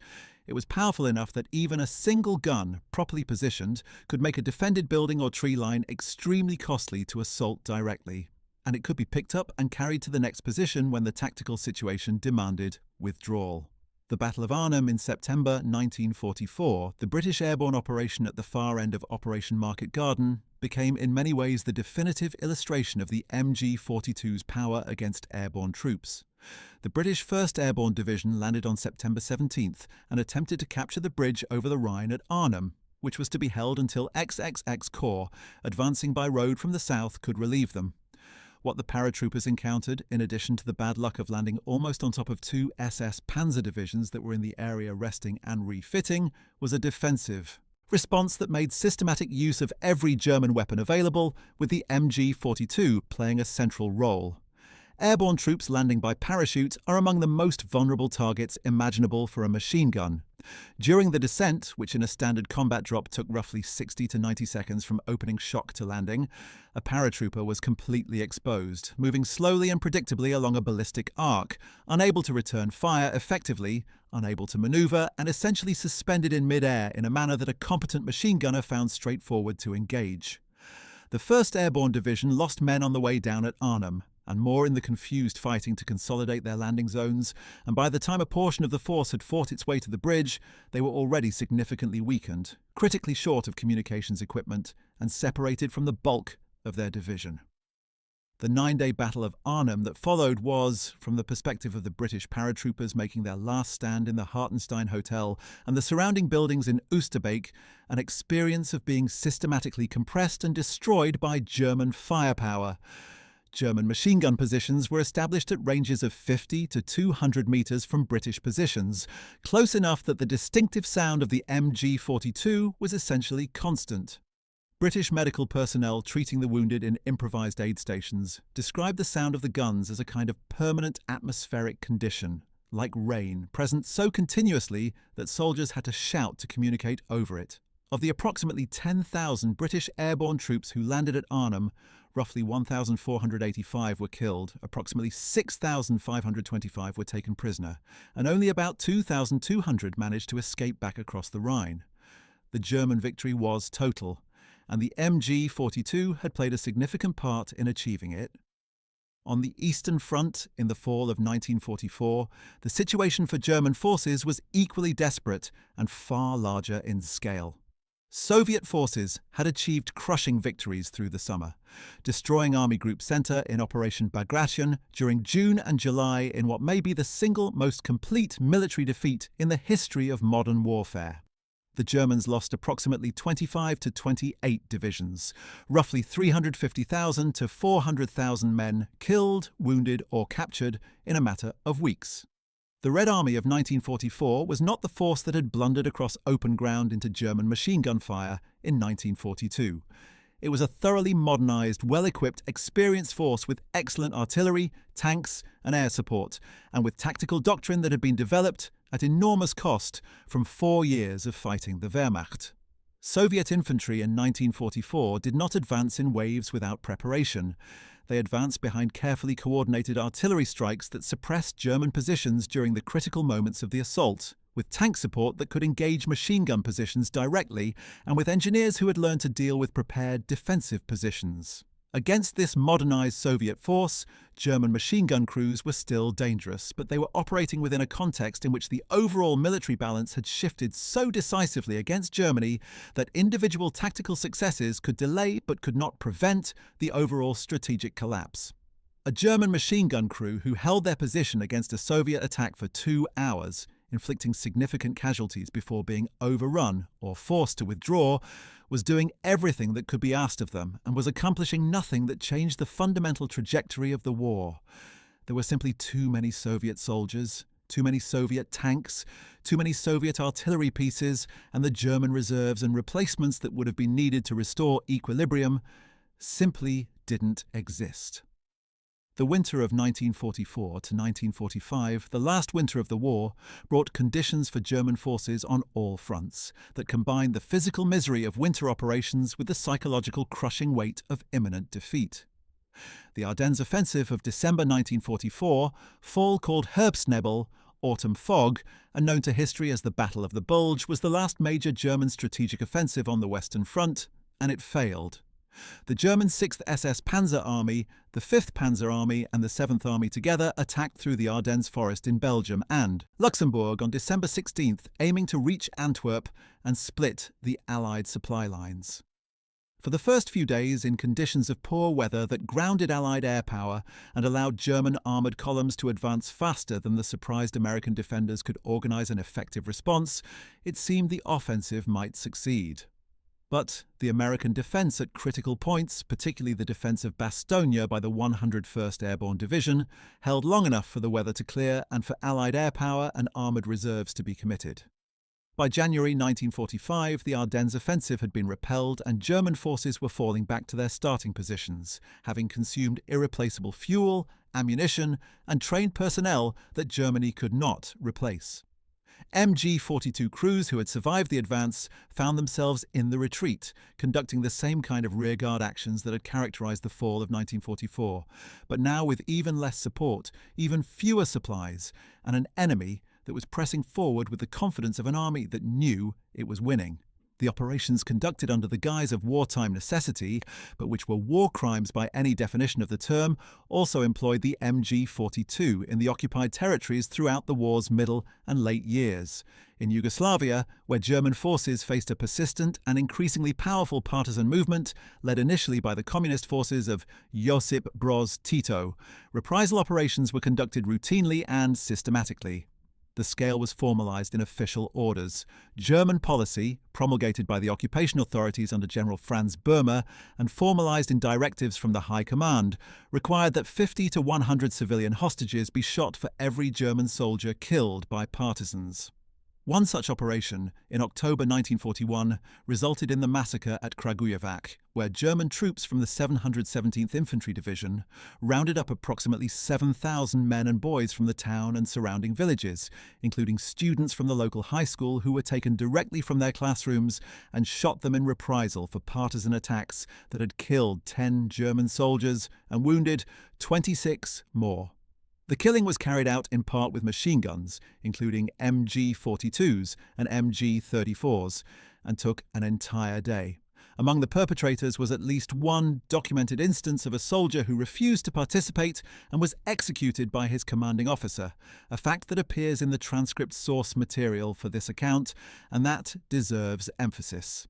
There were German soldiers who refused these orders, and they faced lethal consequences for that refusal. Their existence is historically important because it demonstrates that choice existed, even in a system designed to eliminate individual moral agency. The use of the MG-42 in these mass-killing operations is part of the weapon's history that cannot be separated from its combat history, and it is a part that must be addressed directly. The same characteristics that made the weapon so effective in military combat, its reliability, its rate of fire, its ability to function continuously for sustained periods, made it effective in atrocity. The occupied territories of Europe saw the MG-42 used not against enemy soldiers but against civilians, against resistors, against the populations of villages that harboured partisans, against the specific categories of people whom German ideology had designated for elimination. This is part of the historical record, and any account of the weapon that focuses only on its military virtues, without acknowledging its role in systematic murder, would be an incomplete and misleading account. As the war moved into its final months, 1945, the Wehrmacht began equipping the Volkssturm, the hastily raised militia of men too old or too young for regular military service, with whatever weapons could be spared. MG-42s appeared in Volkssturm inventories, alongside captured weapons from a dozen nations, antique Gewehr 98 rifles from the First World War, and improvised weapons of various descriptions. The idea that a 50-year-old man or a 15-year-old boy with minimal training and no experience could effectively operate a weapon that required the kind of disciplined application the MG-42 demanded was largely a fiction, but fiction was what the German leadership was operating on by that stage of the war. Albert Speer, the Minister of Armaments, continued to report impressive production figures to Hitler's headquarters, and the MG-42 was still being manufactured until almost the final days of the Reich in factories that were being bombed with increasing frequency and severity, but that continued to operate through combinations of forced labour, dispersed production facilities, and the sheer administrative inertia of a large industrial bureaucracy. The Red Army entered Berlin in late April 1945, and the fighting in the city, which lasted from April 16th to May 2nd, was characterized by the same brutal urban warfare that had defined Stalingrad, but with the roles reversed. Now it was German defenders in the rubble, and Soviet attackers advancing block by block, building by building. MG-42 crews still operated in those conditions, but they were now often poorly trained, poorly supplied, and physically and psychologically exhausted men facing an overwhelming enemy force that was systematically destroying every strong point. The Berlin garrison, which at its peak during the defensive fighting may have included 100,000 soldiers and Volkssturm members, was fighting in a city being struck daily by massive artillery fire and aerial bombardment against Soviet forces numbering over 1 million. The result was never in doubt after the first day of the assault. When Germany surrendered on May 8, 1945, and the surviving German soldiers laid down their weapons, the immediate fate of the MG-42 varied by theatre and by who was doing the collecting. American, British, and other Western Allied forces gathered captured German weapons for study, and considerable quantities of MG-42s were shipped to intelligence and ordnance evaluation facilities in Britain and the United States. Soviet forces absorbed captured German weapons into their own inventory in some cases and destroyed others. In occupied Germany, Allied authorities conducted weapon collection programs that were supposed to ensure comprehensive disarmament, though the practical implementation was imperfect. By the way, here is where Private First Class Leonard Linesi enters the story, and it's one of the more endearing footnotes to the weapon's history. Linesi was an American soldier driving his truck through a recently secured area of Belgium in late 1944 or early 1945, moving along a road that had seen recent fighting when he spotted something lying in the ditch by the roadside. He knew he wasn't supposed to stop. He had a schedule, he had orders, he had places to be. He stopped. The object in the ditch was an abandoned MG-42, intact, apparently simply left behind during a withdrawal. Linesi had never seen one up close before and didn't know how to operate or disassemble it. He solved that problem with characteristic American resourcefulness. In the nearby area were German prisoners, some of whom spoke English, and one of them, in exchange for 2 packs of cigarettes, the universal currency of the wartime prisoner economy, agreed to teach Linesi how to field strip the weapon and identify its major components. Linesi then mailed the disassembled gun home to his family in the United States in pieces through the Army mail system, which technically prohibited the mailing of weapons, but which in practice processed millions of pieces of wartime memorabilia through its channels. The MG-42 arrived home safely, was reassembled, and remained in the Linesi family as a carefully preserved piece of wartime history until 2016, when Linesi's son donated it to a museum. It now sits in a display case somewhere, properly labelled, and the story of its journey from a Belgian roadside to an American living room is exactly the kind of human-scale footnote that tells you something important about what war looks like at the individual level. The American attempt to domestically produce a version of the MG-42 is another story worth telling, one that illustrates how genuinely difficult it is to copy a sophisticated weapons design. In 1944, American ordnance engineers at the Springfield Armory began a project to reverse engineer the MG-42, the goal being to produce an American version using domestic manufacturing standards and materials. The result was designated the T-24, and it looked externally remarkably similar to the original. The receiver shape was preserved, the overall layout was recognizable, and to a casual observer it would have passed for an MG-42 without close examination. But it wasn't an MG-42. Despite the external resemblance, the T-24 suffered from fundamental problems that no amount of iterative modification could resolve. The most critical failure was rate of fire. American ordnance could not get the T-24 to fire above approximately 600 rounds per minute, exactly half of the MG-42's actual rate. The mechanisms that produced the MG-42's extraordinary cyclic rate were not simply a matter of component dimensions. They were a product of the specific interaction of multiple design elements, the particular geometry of the bolt and its interaction with the accelerator, the specific characteristics of the barrel with its recoil buffer system, the way the various parts' masses and spring rates were tuned against each other to produce a cycle that was both fast and controlled. American engineers could measure the components, they could manufacture them to the correct dimensions, but something in the integration of those components didn't produce the same result as the original, and the T-24 also suffered from frequent malfunctions and overheating problems that were substantially worse than the original. The project was eventually scrapped, and American forces continued to rely on the M1919 Browning for the remainder of the war and well beyond. The post-war fate of the MG-42 design illustrates how genuinely excellent it was. Where copied designs like the T-24 struggled to match the original itself simply continued to evolve. West Germany, which established the Bundeswehr in 1955 and began rearmament within the NATO framework, needed an infantry machine gun, and the obvious choice, both logistically and technically, was a development of the MG-42. The result was the MG-3, which entered Bundeswehr service in 1968 and which remains in service with the German armed forces and approximately 30 other nations today. The MG-3 is essentially an MG-42 rechambered for the 7.62 by 51mm NATO standard cartridge, with adjustable components that allow the rate of fire to be set between approximately 700 and 1,300 rounds per minute, depending on the operational requirement, and with various detail improvements reflecting 6 decades of manufacturing experience and materials science development. But the fundamental design, the stamped receiver, the quick change barrel, the bolt mechanism, the feed system, is recognizably and directly descended from what Werner Gruner and his team developed at Grossfuss in the early 1940s.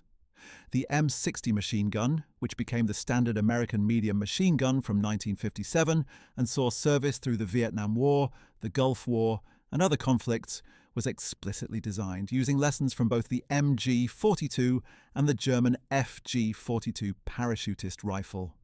American ordnance engineers who had studied captured German weapons after the war incorporated specific design elements, particularly aspects of the operating system and feed mechanism, into the M60. The M60 was not a copy of either weapon, and it had its own distinct characteristics and, frankly, its own problems, but its lineage from the German designs was acknowledged and documented. When American soldiers in Vietnam cursed their M60 for its various reliability issues, they were, in a roundabout way, cursing the limitations of an attempt to improve on a weapon system that, in its original form, was already close to optimal. The broader influence of the MG-42 on machine gun design philosophy is harder to quantify but equally significant. The general-purpose machine gun concept that the MG-34 pioneered and the MG-42 perfected, the idea of a single weapon serving both the light and heavy role, has become the standard approach for virtually every military in the world. The American M240, the British L7A2, the Belgian FN MAG, and numerous other weapons in service today all embody the general-purpose concept. None of them fire as fast as the MG-42, and some weapons designers argue that the MG-42's rate of fire was actually higher than tactically optimal for most situations, that 1,200 rounds per minute consumes ammunition too rapidly for the suppressive effect it creates. That argument has merit, and the adjustable rate of fire in the MG3 reflects exactly this tactical reasoning. But the argument also somewhat misses the point of the MG-42's rate of fire, which was never purely about tactical efficiency. It was about psychological effect. It was about that sound. The sound that Allied veterans never forgot. The sound that recruiting films still try to capture. The sound that modern film productions spend considerable technical effort recreating because audiences who have heard recordings of it immediately understand why veterans described it the way they did. In the quiet of a memorial ceremony, in the hush before names are read, sometimes a veteran will tell you that they still hear it. Not always, not every night, but sometimes. In a certain quality of silence. In the moment just before waking, when the mind is in that liminal space between dream and consciousness where things from decades ago can be as present as yesterday. That tearing, ripping, mechanical scream of a weapon that did not care, that was never capable of caring about anything except the mechanical necessity of the next round following the one before it at a rate of 20 per second, 20 per second, 20 per second, without pause and without mercy. The young men who operated that weapon were not monsters. Most of them were farm boys and factory workers and university students who had been told that their country needed them, who had been trained to operate the most efficient killing machine their nation's engineering could produce, and who had done their jobs with the professionalism their training demanded. Some of them did terrible things beyond their legitimate military duty. Some refused to participate in atrocities and faced lethal consequences for that refusal. Most simply survived or didn't, and carried whatever they carried back to whatever was left of the world after the shooting stopped. The MG-42 is still in service, in one form or another, nearly 85 years after its introduction. That fact by itself tells you something about the quality of the original design, about how thoroughly Werner Gruner and his team at Grossfuss solved the problem that was put to them. But it also tells you something about the nature of military technology, about how solutions to the problem of killing efficiently, once found, tend to persist. The world keeps finding uses for this particular answer. The answer is still out there in arms rooms and depots and training ranges on every continent, waiting to be needed again. And whenever it is needed again, somewhere in the world, the soldiers on the receiving end will hear that sound for the first time, and their bodies will respond the way bodies respond to that sound, with the primal electric recognition that something is trying to kill them very fast indeed. And they will have no way of knowing, and no reason to care, that the sound reaches them from 85 years in the past, from a stamping plant in Saxony and a small engineering team who solved their problem too well. and from the fields and beaches and rubble of a world that tore itself apart from 1939 to 1945 and never fully put itself back together again. The weapons themselves, the hundreds of thousands of MG-42s that were manufactured between 1942 and 1945, had various post-war fates. Some were destroyed by Allied authorities, some were incorporated into the arsenals of new post-war states, particularly in Eastern Europe and in the Middle East, where German weapons found their way through various channels, including the arms trades that accompanied the early conflicts of the Cold War era. The State of Israel, in its War of Independence from 1947 to 1949, used captured German weapons, including MG-42s, that had made their way to the Middle East through various routes. In Yugoslavia, partisan forces who had captured German weapons during the war found themselves in possession of equipment that the new communist government found perfectly serviceable for the Yugoslav People's Army.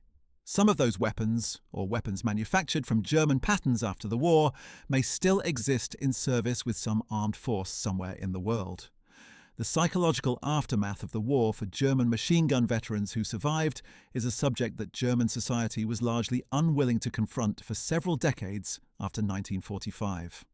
The Federal Republic of Germany that emerged from the occupation period was a democracy committed to denazification and to the construction of a new national identity, and that process of construction required a degree of collective amnesia about the experience of the common soldier that was, in retrospect, both understandable and costly.